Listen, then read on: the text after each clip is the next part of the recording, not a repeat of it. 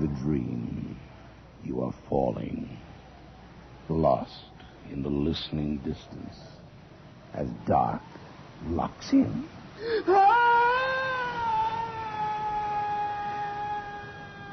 Nightfall.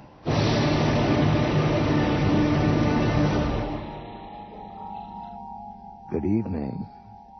The aesthetic zone between satire and horror is as broad as broadcasting, but it often seems to be explored best in writing communities where the given script appears to have been developed with the utmost conviction.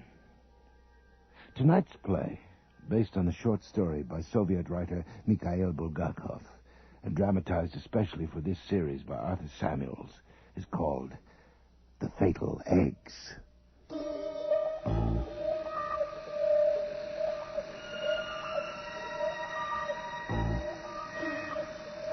Is anything in it? What's that? Oh, the wind, I suppose. No. Come over here to the window. Hurry. Manya, I'm trying to concentrate on these reports. I can't believe it. Look. Well, Manya, what is it now? Look. Over there, by the hatchery, those huge shadows all moving and writhing. Black as pitch out there. I can't see. Manya, it's just the trees swaying in the wind. No. It's not the trees.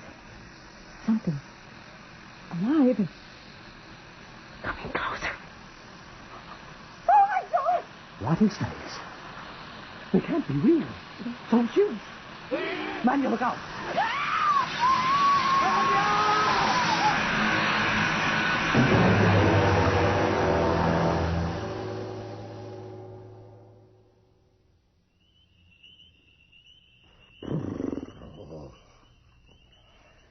This laboratory is colder than a tomb. Ivanov? Yes, Professor? This cold is intolerable. I can see my breath in here. Can't we get some heat? Well, there's no fuel, Professor Persikov. How is that possible?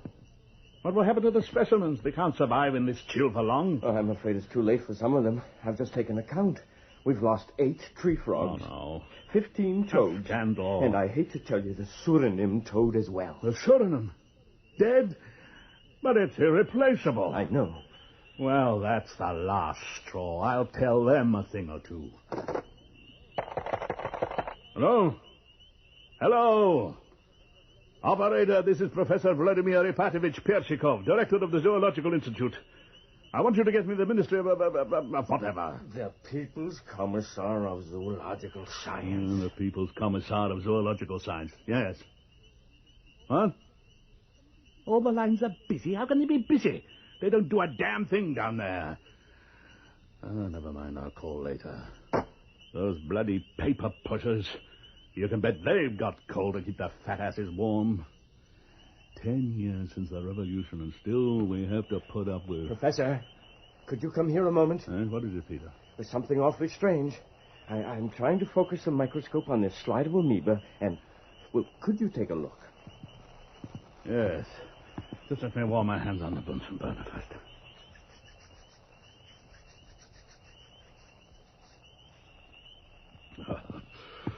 All right, let's take a look. Can't see a thing. Only some ray of light gone astray. Well, that's just it. I've never seen a ray like it. Where does it come from? Probably a refraction run. Peter. Turn up the magnifier. Give me 10,000. Yes, that's it. Peter. This is incredible. What is it, Professor? I must be hallucinating. Here, take a look. See? That ball of yellow light? Yes. And shooting out of it, like an arrow, that red ray? Yes. Now, see how the amoeba are behaving as that ray touches them. Good heavens, they're rushing toward it, fighting one another to get to it. There. Quick, let me see. My God. They're growing. Growing at an incredible rate right under my eyes. Unbelievable. Peter, quickly, get me some frog roe. There's not much Get left. it! Hurry before the red ray disappears.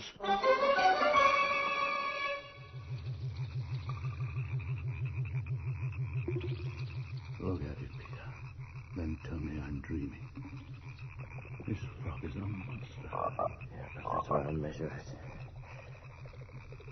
Lord. 36 centimeters long. What's that? More than a foot long. And it grew that large in less than 24 hours from the tadpole stage. Frightening. Careful, Peter. It looks vicious.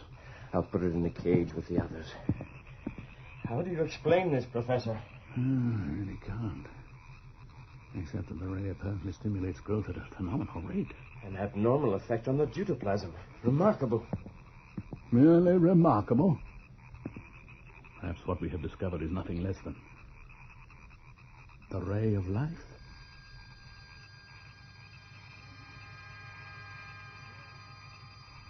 Unless it's only a passing phenomenon, a random refraction of light. From the sun, do you mean? No, not from the sun. I'm almost certain the source was this electric light we put in yesterday. That ordinary incandescent I lamp. believe so. And nothing has been moved, so if we calculated angles of refraction taking spectroscopic readings, we could recreate the red ray. And control it. All we need is... Yes? Come in. No, wait! Oh. Genya. What is it? Your dinner is ready, Professor, and I just... What's that awful smell? Huh? Nothing. An experiment. I'll have my dinner late, Genya. But... Later. We'd better make sure she stays out of here.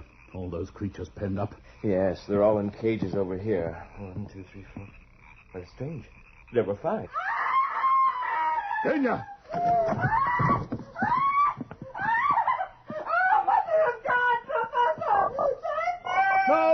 No, Genya. It's all right. All right, don't get hysterical. That monster! It attacks me! What? What in God's name is it? It's only a frog, Genya. You call that a I frog? admit it's somewhat larger than the usual frog. It's coming at Calm me down, again. Genya. We'll ward it off. Here, Peter, take this phone. Kill it before it kills me! Now stand back, Genya. There, he's stunned. Now to finish it off.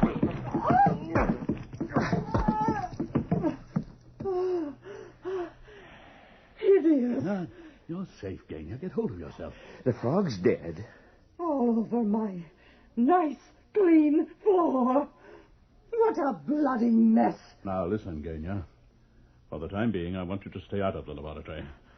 Assistant Professor Ivanov and I are conducting an important experiment. Laboratory. Experiment.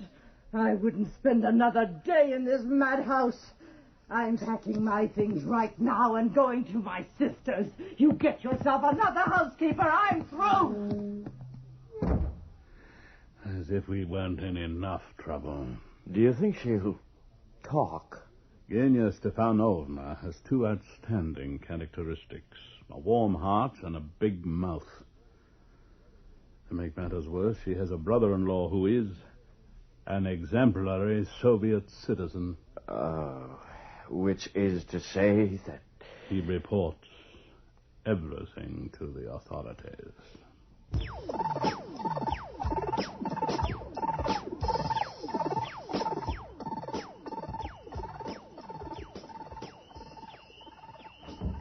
Excuse me, Professor. I know how busy you are. Haven't found my journals, have you, Peter? No, sir. I'm afraid you were right. They must have been... Stolen. Damnation. That's maddening. Can't trust anyone these days. Well, not all our news is bad, huh? I just finished testing the 3 black chambers you built there. Perfect. I'll see to it you share the credit for our discovery when the Academy of Sciences come through. Yes, thank you, Professor, but there's someone here to see you. No, I have no time to see anyone now. Send whoever it is away. But he has credentials from the Kremlin. I don't give a damn. Well, who is he? He says his name is Destian. Destian? What kind of name is that? Destian, as in destiny, Comrade Professor. Please pardon the intrusion, but may I present my card? Alexander Semyonovich Destian, Supreme Economic Commission on Livestock Breeding. All right, I'm impressed. Now, what do you want? Could we speak in private? I have with me a secret memorandum. All right. Peter, if you don't mind. Yes, of course. I have things to do. Excuse me, both of you. All right. Now, what's this secret memorandum? Well, since it is actually in excess of 400 pages in length, I shall sum it up in a single word. Disaster. Marvelous condensation. But what does it mean? Comrade Professor, you must be aware of the chicken plague that has been sweeping through our beloved republic. Of course, the papers are full of it. Sick chickens, dying chickens. Dead chickens, comrade. It's worse than the papers have reported. Far worse, I'm afraid. In fact, we now estimate that within a matter of weeks, there will not be a single live fowl left within our borders. Disaster, comrade. Would you not agree? If you happen to like chickens, yes. Personally, I loathe them. Please, Professor, let us be serious. If a fatal blow to our socialist pride and solidarity is to be averted, we must restore our chicken population without delay. Fine, but what's that got to do with me? It has to do with your marvelous red ray. Huh? What do you know about that? Let me consult my notes. Instantly accelerates the vital forces of reproduction. Protoplasmic growth factor of 19.3... Those are my notes. My missing journals. You stole them. Borrowed them, comrade.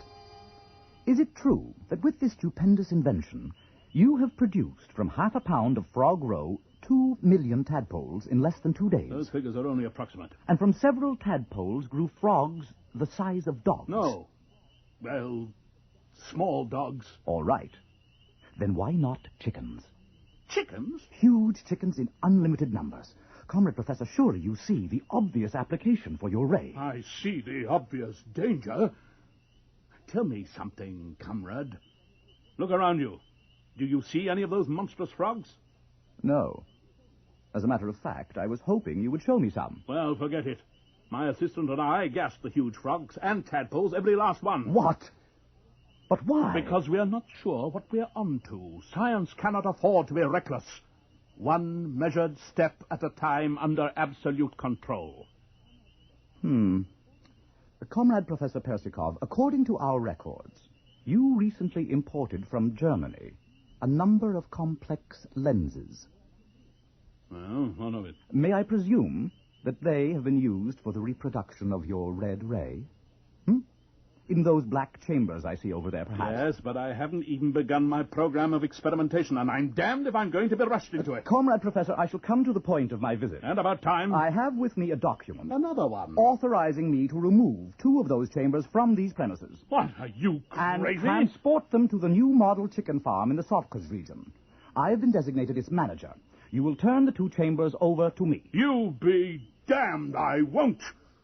You don't have the faintest idea how they work. You will explain them to me. The entire process, in precise detail. I tell you I will not. Comrade Professor, you are one of our most eminent Soviet scientists, and you have my utmost respect. But should you persist in your refusal... I do persist, I have damn it. men waiting outside, and they have been instructed to use force if necessary.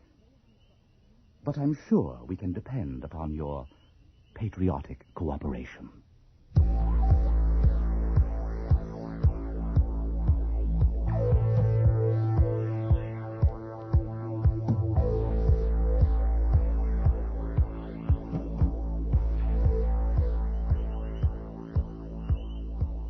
Zoological Institute. Assistant Professor Ivanov speaking. Yes? Oh, hold on. Professor, it's the province calling that fellow Destian. All right. I'll take it. Hello? Yes, this is he. Yes, and greetings to you, Comrade Destian. What? You received a shipment of hen's eggs from abroad and they're what? Dirty? Slimy? So you're asking me whether they should be what? Oh, washed. Well, of course you must wash them, comrade. After all, how can you expect to breed clean Soviet chickens from dirty foreign eggs? Eh? Oh, you're quite welcome. Goodbye. Imbeciles. Do you think they'll succeed, Professor? Those bureaucrats? Oh, they'll find some way to foul up, you can depend on it. They're getting ready to load our black chamber with eggs out there. Then we should be hearing of the results pretty soon. God knows. Meantime, they got their eggs, but where the hell are ours? I've put in several calls. They've been delayed in quarantine, they say. Quarantine? You mean red tape? Oh, dear. Well, let me know the moment they come in, Peter. Yes, sir. We've got to go ahead with our own experiments, if only to let those idiots know what they're doing wrong. You're really worried, aren't you, Professor? An unknown red ray whose power and magnitude even we have not begun to assess in the hands of bureaucratic bunglers? Oh, yes, Peter, I'm worried. I'm terrified.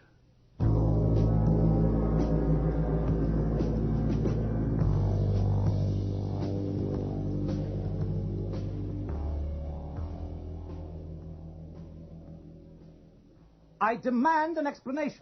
You were assigned to guard duty at the hatchery, were you not? Yes, Comrade Destin. But you couldn't manage to stay awake, is that it? I swear, I didn't close my eyes for an instant, Comrade. All night? Yes. Well, it's possible I might have dozed off a little, And but it's also possible that you left the door to the hatchery open. No, I deny that. Absolutely, Comrade. The door was closed. Then would you do me the honor of explaining how all the eggs in Chamber 1 seem to have hatched last night without one single chick to be found anywhere? I don't know. The door and all the windows were closed? Yes. They couldn't have flown out. Did they simply dematerialize? I don't know, but I have a theory. Oh, you have. Well, let's hear it. Well, maybe there were no chicks. Maybe the eggs were empty all along. No, the only thing empty around here is that thick skull of yours. But, Comrade... Get out, do you hear? But Comrade Destin... Out! Oh, pardon me, Comrade. But your husband has been so... Will you get out? Yes.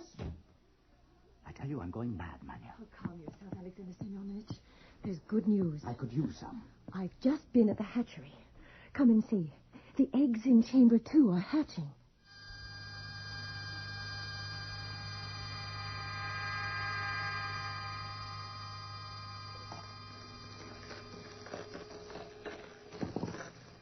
You hear that? Yes. Well, these chicks at least sound ready to cooperate. I still can't get over the size of those eggs. Do you really think foreign capitalist hens could be so much bigger than ours? These last few days, I've had the feeling this whole experiment is bigger than we can handle. Oh, no. You're in complete control, I'm sure. I wonder. I should have recommended to the Central Committee that Professor Persikov be brought in personally to supervise. Nonsense. Some of the chicks have vanished, but otherwise it's all going splendidly. I only hope you're right. You'll see, Alexander Semyonovich. In a few hours, we'll have the finest brood of chicks ever hatched anywhere. Well, we shall know soon enough. And you, my dear husband, will be up for the Order of Lenin, at least. Yet, I keep wondering, Manya, whatever could have happened to all those other chicks?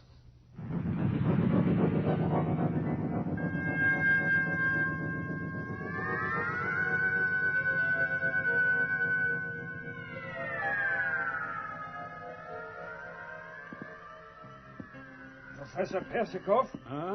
The eggs, they've arrived. Right here. At last. Well. Let's pry open the crate. They certainly are well back. We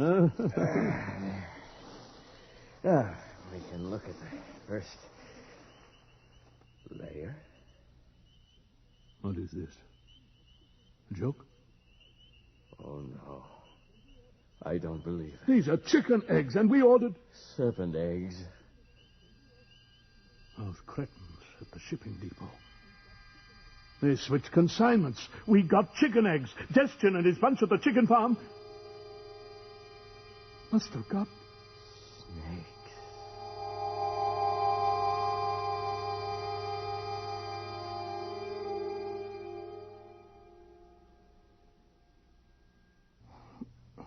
There. It's finished. Alexander Semyonovich, look. You're sure it's finished? Are you pleased? It's beautiful, Manya. Here, try it on. No, not now. Why are they taking so long to hatch? Oh, the eggs. Shall I walk over to the hatchery and check? No. I posted a double watch. I told them to let me know the minute... Alexander Semyonovich. Listen. What's that? Oh, the wind, I suppose. No. Come over here to the window. Hurry. Manya, I'm trying to concentrate on these reports. I can't believe it. Look. Well, Manya, what is it now? Look. Over there, by the hatchery. Hmm? Those huge shadows. All moving and writhing. Black as pitch out there. I can't see. Manya, it's just the trees swaying in the wind. No. Not the trees. It's something alive. Coming closer. Oh, my God! Rattlesnake. They can't be real. They're huge. And the Manya, look out!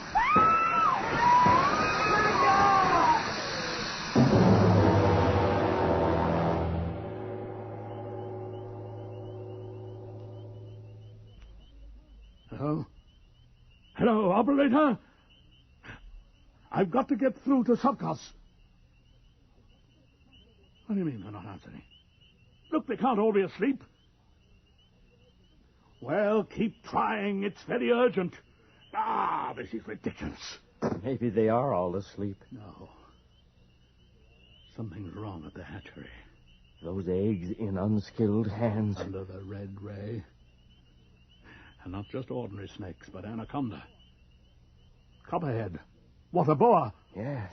And under that ray, Professor, how big, how deadly, and how many?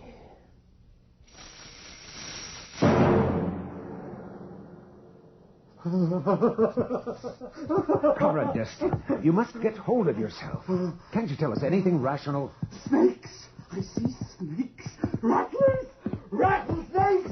It's no use letting him go. He's completely insane. I suppose you're right. But there must be an explanation. The whole experimental farm in a shambles. 122 workers banished without a trace. And that one Destian found wandering miles from the chicken farm, a raving madman. Suppose this Professor Persikov. Persikov, what about him? Could there be anything to his warning about, the grave danger? His warning? About as reliable as the reports we've been getting about snakes 50 feet long. Absolute nonsense. Just bourgeois-inspired history. Comrade, listen. That sound outside. What is it? High winds. Turn on the radio for the weather forecast. Wind. Whatever it is, the building's shaking to its foundations.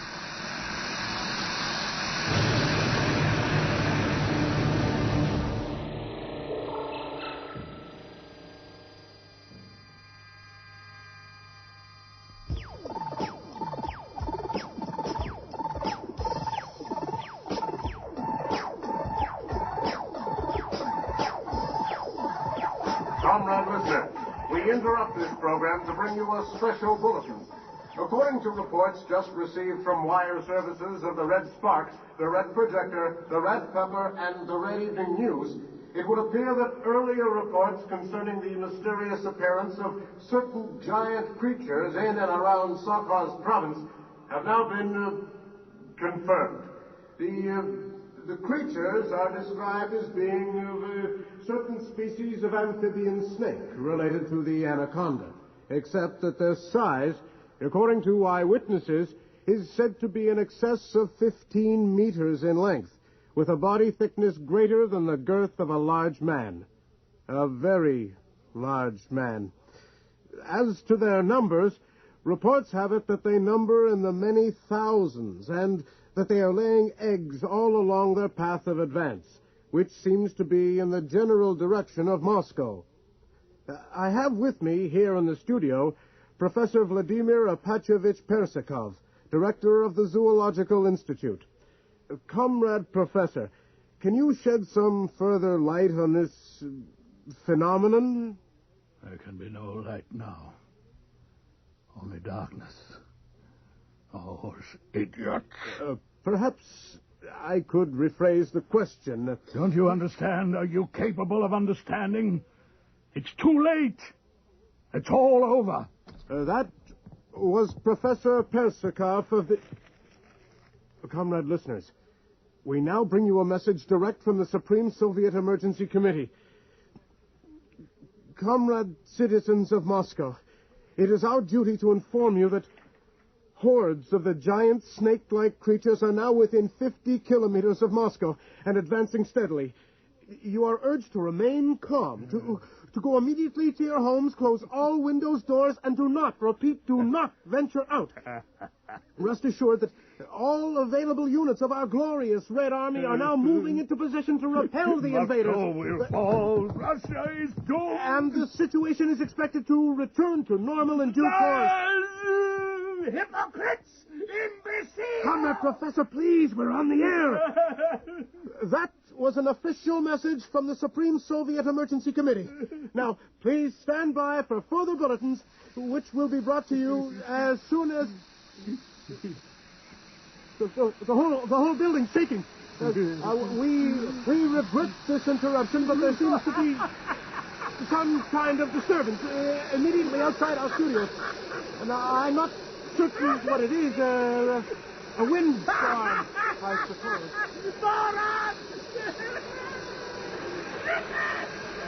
Idiot!